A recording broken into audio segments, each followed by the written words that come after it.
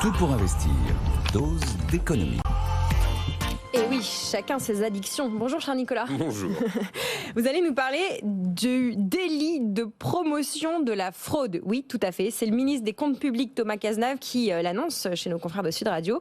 De quoi s'agit-il ? C'est une réaction un peu épidermique du gouvernement à cette fameuse vidéo virale d'un YouTuber qui a fait le tour des réseaux pendant 48 heures. Vous avez probablement vu cet homme de 39 ans qui vit en région parisienne et qui se vante ouvertement de réussir à prendre 1 800 € net par mois d'aide sociale en admettant ouvertement qu'il fraude pour avoir obtenu l'allocation adulte handicapé, 971 €. Il a l'allocation spécifique de solidarité, c'est ce qui suit les indemnités chômage lorsque le chômage s'arrête, 545 € par mois, et les APL pour 321 € par mois. On dépasse un petit peu les 1 800 € net.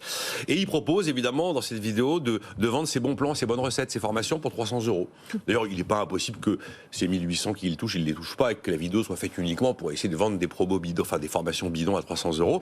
Au passage, il insulte les salariés français en les traitant de crétins. Je suis un crétin, on est tous des crétins, parce qu'il est vrai qu'on paye des cotisations avec nos salaires et que ces cotisations, c'est la principale source de financement du modèle social français.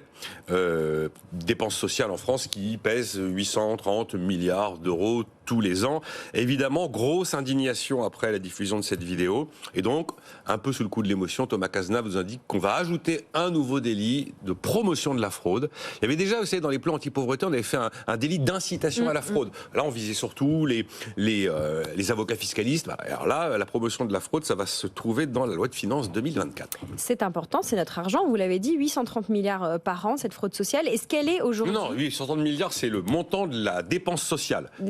Dans l'ensemble de de la dépense sociale française. C'est notre argent. À l'intérieur de ça, il y a cette lutte contre la fraude sociale. Est-ce qu'aujourd'hui, justement, dans cette large enveloppe, assez est alloué pour combattre cette fraude sociale ? Alors, on n'est pas bon sur la fraude. On n'est pas extrêmement bon sur la lutte contre les fraudes, mais c'est vrai que la fraude sociale, on est mieux, par exemple, sur la fraude fiscale. On a fait rentrer en 2022 11 milliards d'euros de lutte contre la fraude fiscale. On a pas mal amélioré la lutte contre la fraude fiscale après la cellule de dégrisement, vous savez, sous François Hollande, qui avait permis quand même de rapatrier. Bon, on avait profité de la loi FATCA de Barack Obama, qui a globalement mis fin au secret bancaire. Ça avait permis d'améliorer pas mal les rapatriements d'argent et les recouvrements d'argent. Maintenant, on est à 11 milliards. Bon, on est un peu au taquet. On n'arrive pas tellement à aller plus loin. La fraude sociale en 2022, 1,6 milliard ont été recouvrés. C'est pas un montant très important. Alors, il y a quelque chose qui pollue complètement ce débat de lutte contre la fraude, c'est que dès qu'on parle de la fraude, tout de suite, il y a une question un peu dogmatique et idéologique qui apparaît. La fraude sociale, c'est la fraude qu'on pardonne parce que c'est les gens dans le besoin. La fraude fiscale, c'est une fraude épouvantable des odieux riches et des multinationales qui grugent le fisc. Il y a un peu la gentille et la mauvaise fraude pour caricaturer. Après, c'est très difficile à détecter parce que très souvent, ça repose notamment sur certaines prestations, sur des avis médicaux de complaisance. Mais réussir à démontrer qu'un avis médical est de complaisance, secret médical du médecin, là, on est devant un vrai sujet qui est assez inextricable. Et puis aussi, c'est pas comme la fraude fiscale. La fraude sociale, elle est contrôlée par tous les différents organismes qui versent des prestations.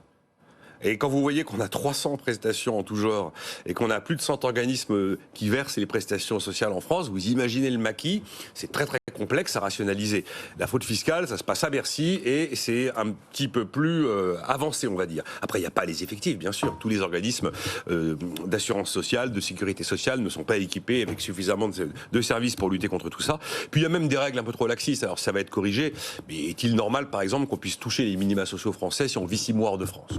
Alors après, sur les montants, justement, de la fraude sociale, bon, l'IFRAP avait sorti un chiffre, l'Institut français des recherches sur les administrations publiques, en disant 20 milliards d'euros par an, en mettant ce qui était fraude aux prestations et fraude aux cotisations. La fraude aux prestations, c'est par exemple l'exemple de ce YouTuber. Les fraudes aux cotisations, c'est celui qui ne verse pas ce qu'il devrait verser aux URSSAF, par exemple. Alors, on a vu Lacoste, la Banque de la Sécurité sociale, qui avait sorti un chiffre en 2019 de 9 milliards d'euros. Probablement que c'était surtout justement des fraudes aux cotisations. Rapport parlementaire la même année qui nous mettait l'histoire à 14 milliards d'euros. Ouais, on va dire, allez, une quinzaine de milliards d'euros, si on prend tout ça à la louche, c'est le montant de la fraude sociale en France. Et dans le top 3 des fraudes sociales, la première, la tête de gondole, c'est tous les revenus qui sont minimisés pour aller prendre du RSA, pour aller prendre de la prime d'activité, pour aller prendre des APL ou la CMU-C, la gratuité de santé. Il y a aussi en deuxième place les fausses déclarations qui permettent de toucher un minimum vieillesse. Et en troisième place, là j'avais été étonné, la fausse déclaration de grossesse pour aller prendre les primes de naissance de la page. Troisième place des fraudes sociales. Bon, Voilà.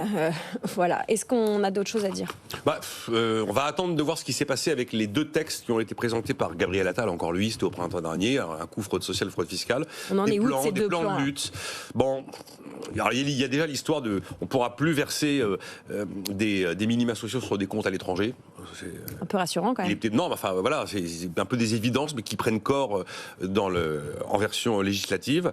Beaucoup plus de contrôle, mais à contrôler les professionnels de santé, c'est compliqué. Beaucoup plus de sanctions, bien sûr. Elle aura plus un projet qui a été considéré comme techniquement, pratiquement irréalisable. Je te marie la carte nationale d'identité avec la carte vitale. Bon, on verra si ça voit le jour. Et puis donc un nouveau délit là.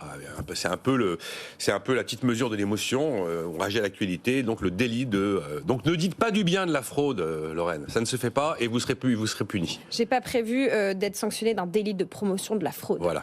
Merci beaucoup Nicolas Dose pour cet éclairage sur la fraude sociale.